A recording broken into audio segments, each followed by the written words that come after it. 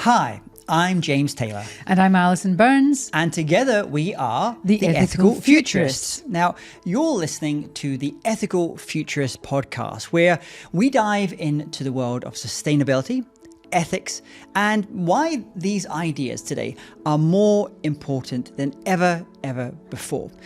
Now, join us as we engage with leading thinkers, with business leaders, with academics, with entrepreneurs, with investors and change makers to uncover the latest ideas shaping a more ethical and sustainable future. We're going to be covering a lot of different things in this podcast as well. We are indeed.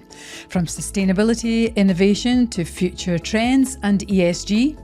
Our conversations span a wide array of topics, including renewable energy. We're going to be looking at clean tech, ethical investing, food systems, and much more. Yeah. In each episode, we explore really crucial issues such as carbon emissions, the circular economy. We're going to be talking about rewilding, net zero carbon goals, and the future of food and energy, something that Alison and I are really passionate about. So whether you're interested in lab-grown meat, alternative proteins, sustainable finance, or climate-related risk, we've got you covered. Are you looking to secure a keynote speaker who's well-versed in sustainability, ESG, or any of the engaging topics featured on the Ethical Futurist podcast? Well, look no further. Connect with the experts at Mena Speakers to book your ideal speaker today. Just go to mena-speakers.com. That's mena-speakers.com. Alternatively, you can drop them an email at book@mena-speakers.com to book the perfect speaker for your next event.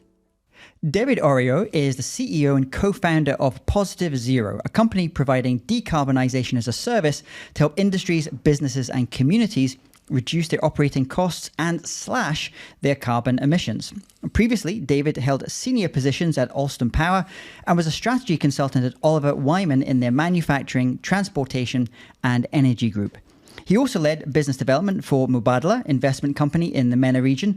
And with over 25 years of experience in infrastructure, energy, and utilities, David has a strong focus on financing renewable energy assets.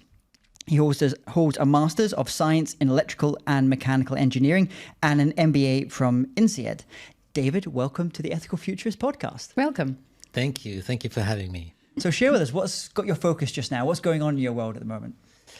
Well, in our world, we are focused in decarbonizing the operations of our clients. That's really like the focus, and trying to do it through, fully financed solutions. So this is really like our focus in the region.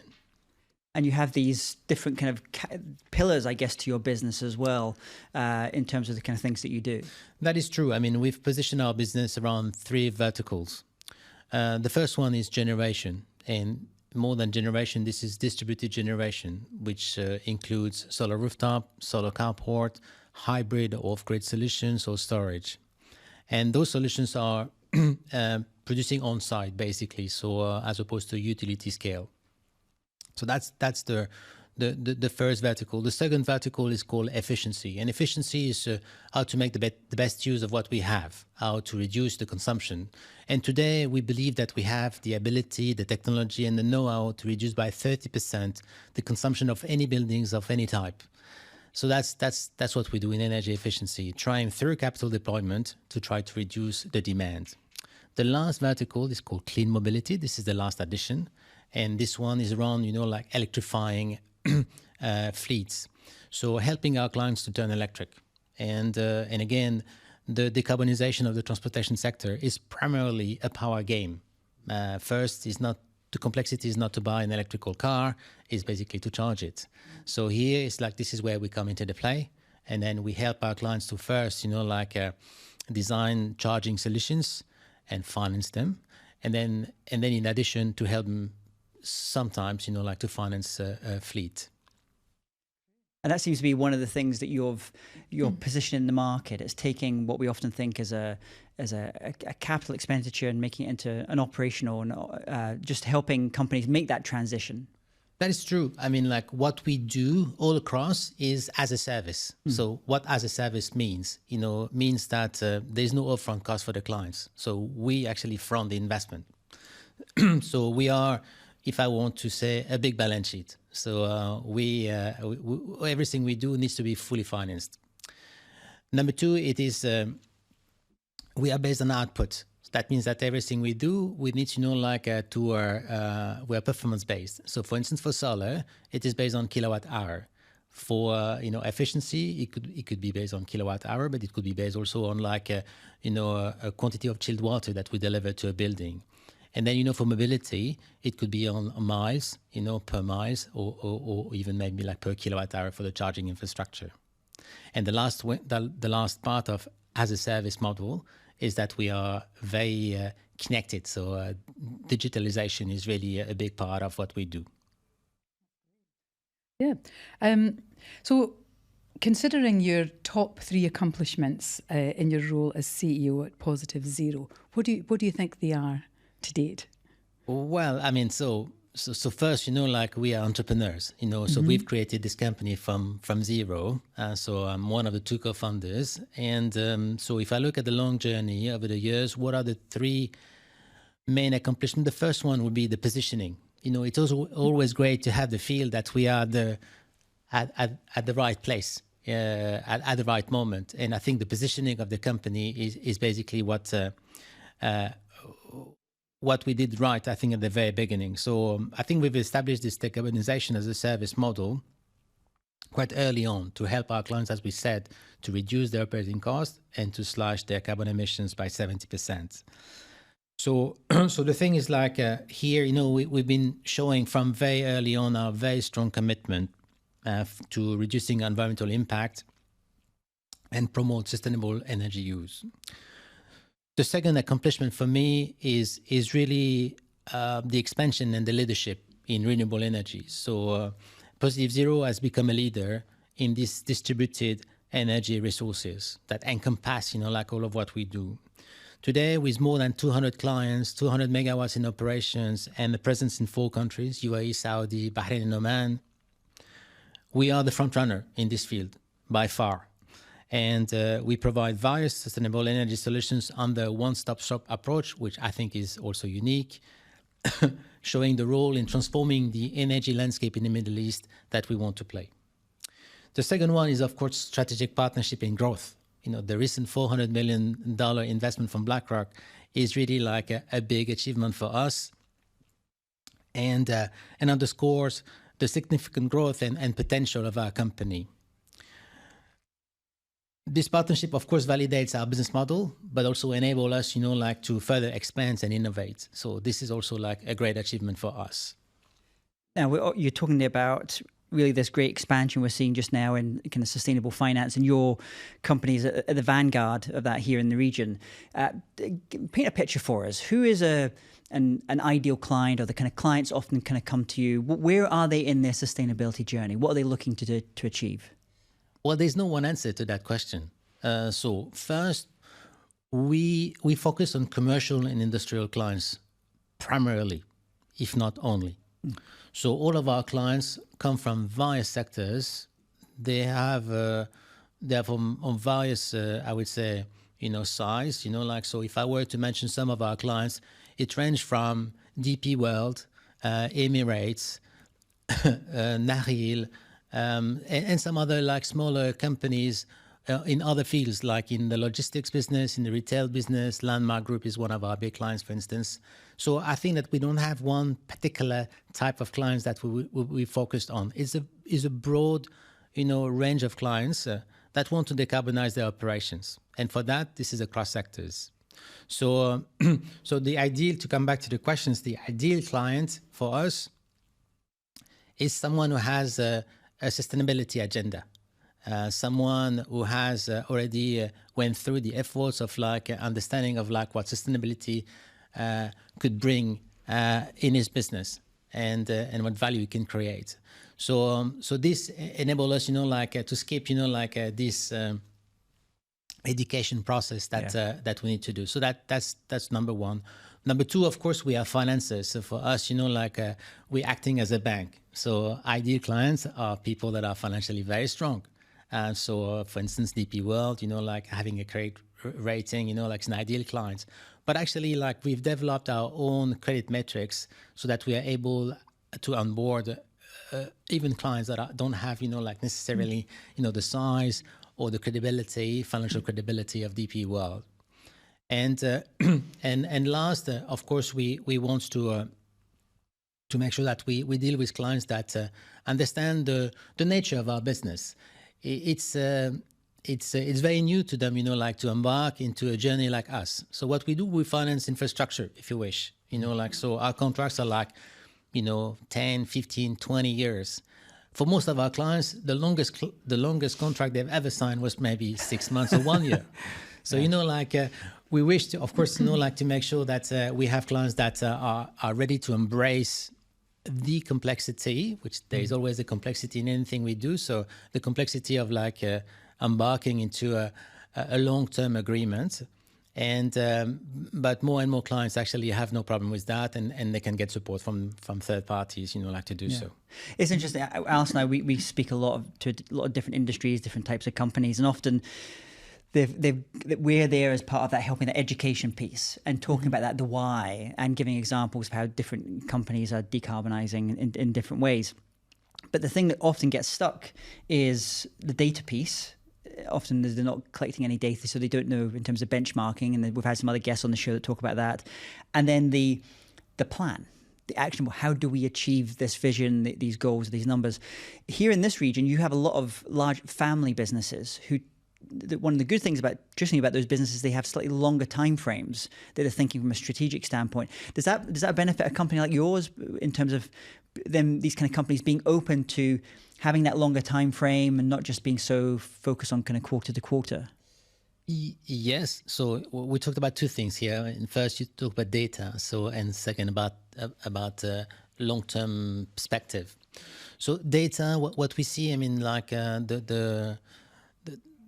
there's a lot of changes in the market. We've started this business about 7-8 years back, and in those short period of time, we've seen tremendous changes in our clients. So first of all, a lot of our clients at the beginning, had no ideas about what they consume, where they consume, and even what they could do. And if I fast forward today, a lot of our clients have now recruited, a head of sustainability, people that have different profile, different expertise, that are able to interact with us more meaningfully. And of course, shorten, the decision-making process, making sure that we can go to putting in place, those solutions quicker. So that is one. Of course, the long-term perspective is needed in anything we do. And I would say, family offices have usually in these long-term perspectives, but we see large corporations as well have put in place extremely ambitious sustainability targets as part of their strategy, and they have a roadmap. And those roadmaps are not a one-year roadmap. This is, a 5, 10, 20-year roadmap. A number of our clients, private institutions, have now sustainability roadmaps approved by their boards, and even for some of them to go net zero within the next 10 years or 20 years. And net zero actually is a big commitment. It's amazing. And talking about energy generation and bringing in those companies to have that sustainability conversation, and we're in the land of sunshine. So the solar power is there. What do you see as the solar applications that you offer that have the most potential, and how do you convince or bring with you the companies and organisations to help them steer away from fossil fuels so that the fossil fuels remain in the ground? So let's start with the beginning of the question. A few years ago, before we started this business, or at the time when we started this business, we realized that although there's an abundance of sunshine in this region, where we were landing in Dubai or in the other region or other cities in the region, you look through the window and you can't see any solar rooftop. where if you do this experience in any other airports in the world, even, like where sunshine is less than here, you will see at least one solar rooftop. In fact, we just came back from the Maldives, and the airport now, all around the airport, they have all the solar rooftops on the roads and everything. You've got solar. There's a lot of solar that's going on there. So of course, I think the main trigger is that you need to have a strong leadership, and of course, leadership in the UAE is very strong, and Sheikh Mohammed in particular, made a commitment that by 2030, we should have solar rooftop on every roof. So I think this is the first, reason is that you need to set a direction, and the direction is being set by the leadership. But the adoption of that, direction is driven really simply by cost.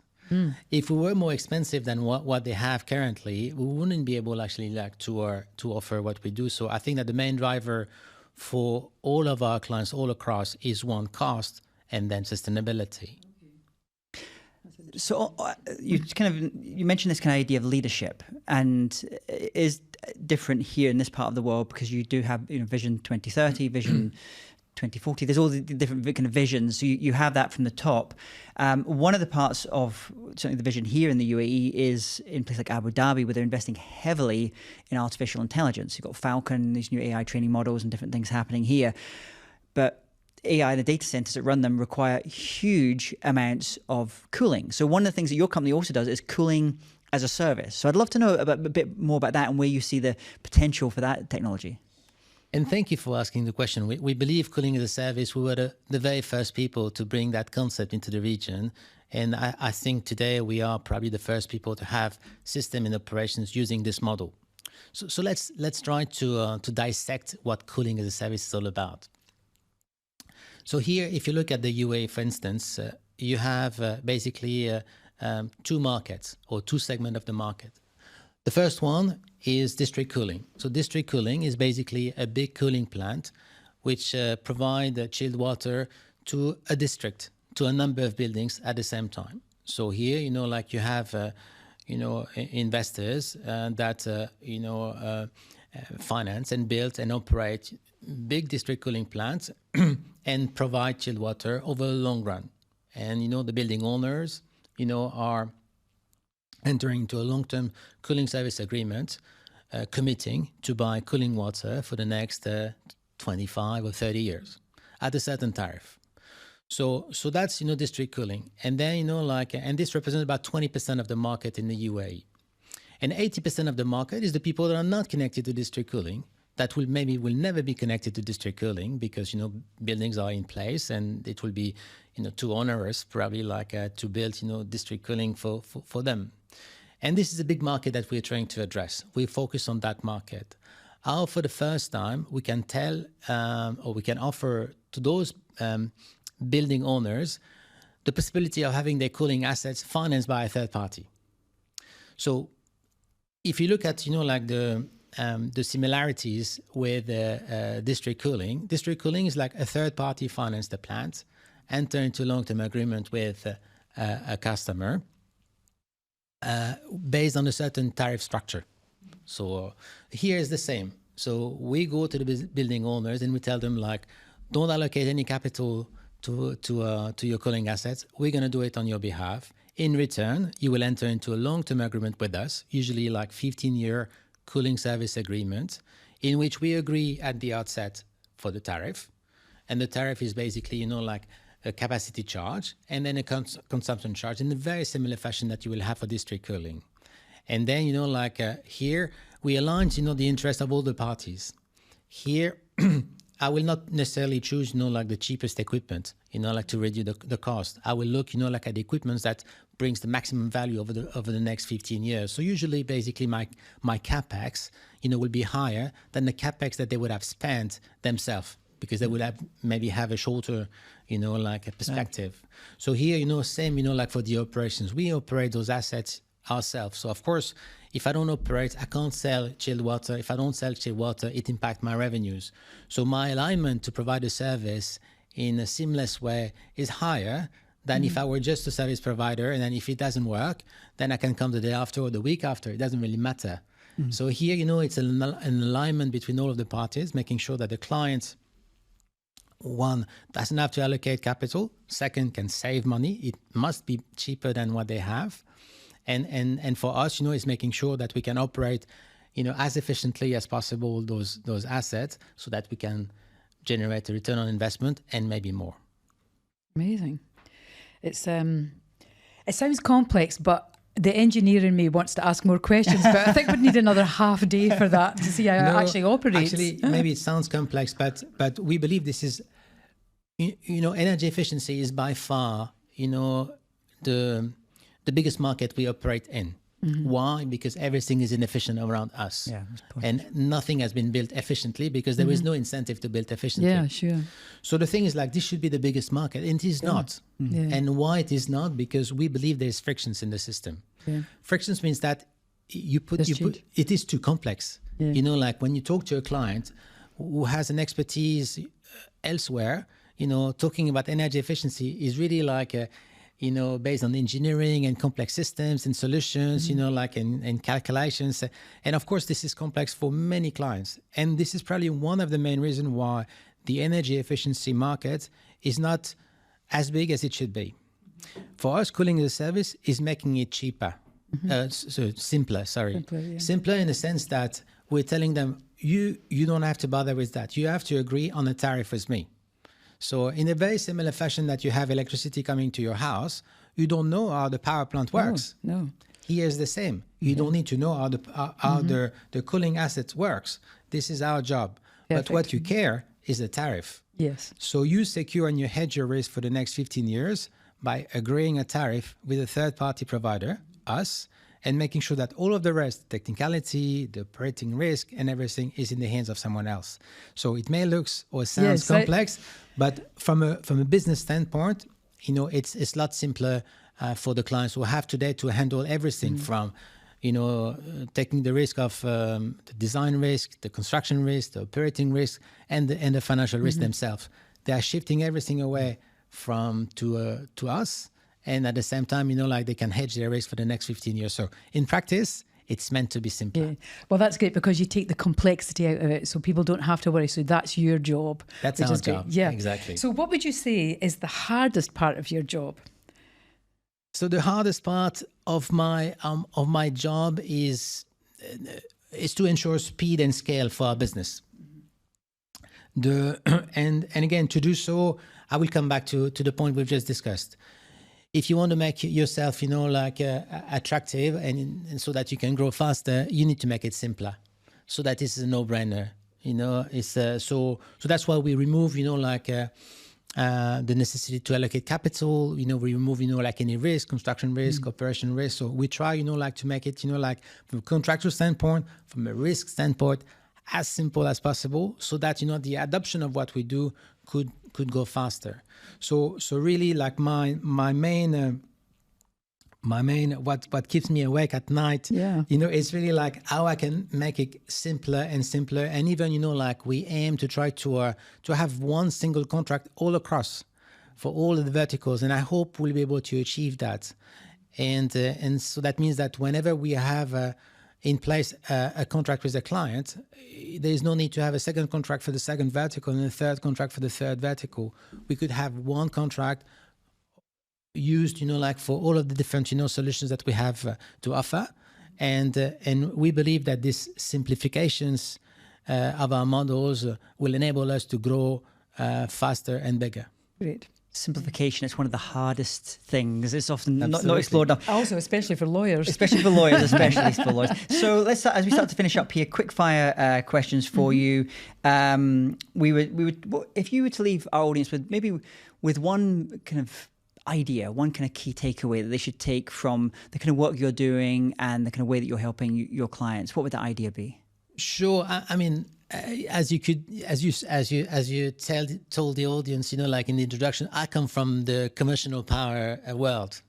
So never ever I would have thought 25 years after that the world will look like it is. So today I think that the number one thought I could leave with the listeners is that we are experiencing an energy revolution that has the potential to improve our lives while having positive impacts on the environment, economy, and society. And this is really like what drives us on the day to day, like in everything we do. We believe that we work for a great purpose. Great. And just final question from me, and it's a big one, but in a few words, what do you envisage as an ethical and sustainable future, one that you'd be proud to leave for future generations? Yeah, sure. It's a good question. Thank you. So I believe that an ethical and sustainable future envisions a world where renewable energy sources are at the center. And this drives several transformative changes. Number one, we believe that energy generation will become decentralized, flexible, and connected. I think this is the first big change that we anticipate. It's already happening. And where communities and businesses will be able to produce and manage their own clean energy and rely less, from the grid. The second point would be a widespread energy efficiency and clean mobility. As I said, energy efficiency should be the biggest market. It is necessary, if not mandatory, to achieve all of the sustainability targets that governments or companies have set to address energy efficiency. So we see energy efficiency being prioritized all across sectors. And of course, transportation to go electric. So reducing, of course, environmental impact. The last one is, of course, making sure that economic activity is aligned with environmental sustainability and with more investment into green technologies or practices. So in conclusion, I think this vision aims to leave future generations a world where environmental sustainability and economic prosperity coexist, securing a greener planet for all. So that's basically it. And if people want to learn more about you, more about your business, and maybe reach out to you, maybe they're in a situation we were talking about some of these clients earlier, what's the best way for them to do this? Well, we are present on all of the social medias. So you will see Positive Zero on LinkedIn, on Twitter, on Instagram. So I think that you can drop us, a message, on any of the social medias, or if you identify, the right person on LinkedIn. Of course, if you send them a message, you will get an answer. Well, David Auriau, thank you so much for being a guest on the Ethical Futurist podcast. Thank you for interviewing me today. Thank you. If you're considering making sustainability or ESG one of the themes for your next conference, your event, or perhaps a company retreat, then why not invite Alison and myself to be your keynote speakers or event MCs? We've delivered really inspiring co-keynote programs for some of the world's largest organizations from all different kinds of industries. Now, the Ethical Futurist keynote will take your audience on a journey to discover how the world's most ethical and sustainable companies are really innovating in their industries. So if you'd like to learn more about booking Alison and I as the Ethical Futurist for your next event, then simply head to theethicalfuturist.com/speaking. That's theethicalfuturist.com/speaking to schedule a call to discuss with us your next event. We're delighted that you listened to this podcast, and we'd really thank you if you could just take a moment now to subscribe to this podcast on your favorite podcast platform. Also, while you're there, why not give us a 5-star rating and leave us a review? It would really mean a lot to Alison and I. So from me, James Taylor. And me, Alison Burns. Thanks for listening to the Ethical Futurist podcast.